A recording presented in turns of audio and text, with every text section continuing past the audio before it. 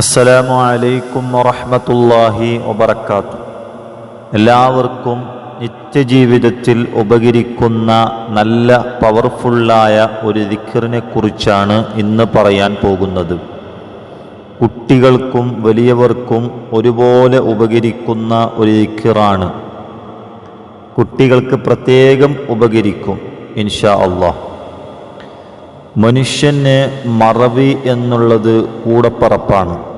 എല്ലാ വിഷയത്തിലും മറക്കുന്നവരുണ്ട്. നാം ഒരു സാധനം എടുത്തു വെച്ചാൽ അത് നമുക്ക് പെട്ടെന്ന് മറന്നുപോകും. അതുപോലെ തന്നെ പഠിച്ചത് മറന്നു പോകുന്നവരുമുണ്ട്. മറന്നുപോയ കാര്യം ഓർമ്മിക്കാൻ ശ്രമിച്ചാലും പലർക്കും അത് മനസ്സിൽ വരില്ല. ചിലർക്ക് വേഗത്തിൽ ഓർത്തെടുക്കുവാൻ സാധിക്കുകയും ചെയ്യും. മറ്റു ചിലർക്കങ്ങനെയല്ല.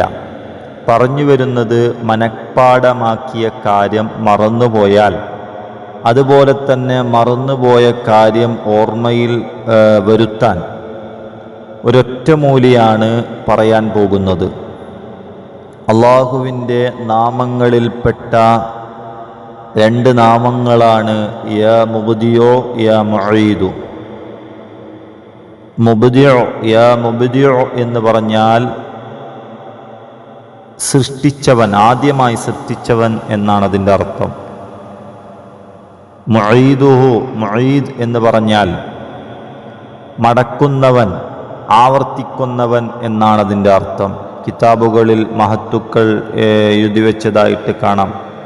യാ മുബ്ദിഉ യാ മുഈദു എന്നാരെങ്കിലും ചൊല്ലിയാൽ മറന്നുപോയ കാര്യം അവൻ്റെ ഓർമ്മയിൽ ഓടിയെത്തും. ഓർത്തെടുക്കാൻ അവന് സഹായകമാകും. പ്രിയപ്പെട്ടവരെ, അതിനാൽ നാം ഒരു കാര്യം മറന്നാൽ ഈ രണ്ട് ഇസ്മുകളും ചൊല്ലുക. അപ്പോൾ തന്നെ ആ കാര്യം ഓർമ്മയിൽ വരുന്നതാണ്. എല്ലാവരും ചെയ്തു നോക്കുക ഇൻഷാ അല്ലാഹ്. അതുപോലെ ഏതൊരു കാര്യവും ആരംഭിക്കുമ്പോൾ ഈ രണ്ട് ദിക്ർ, യാ മുബ്ദിഉ യാ മുഈദു, ഈ രണ്ട് ദിക്റും ചൊല്ലിയാൽ ആ കാര്യത്തിൽ സമ്പൂർണമായും ബറക്കത്തുണ്ടാകുമെന്ന് കിതാബുകളിൽ കാണാം.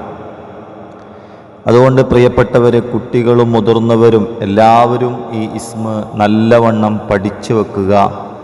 അല്ലാഹു സുബ്ഹാനഹു വ തആല തൗഫീഖ് നൽകുമാറാകട്ടെ. ആമീൻ യാ റബ്ബൽ ആലമീൻ. അസ്സലാമു അലൈക്കും വറഹ്മത്തുള്ളാഹി വബറകാതുഹു.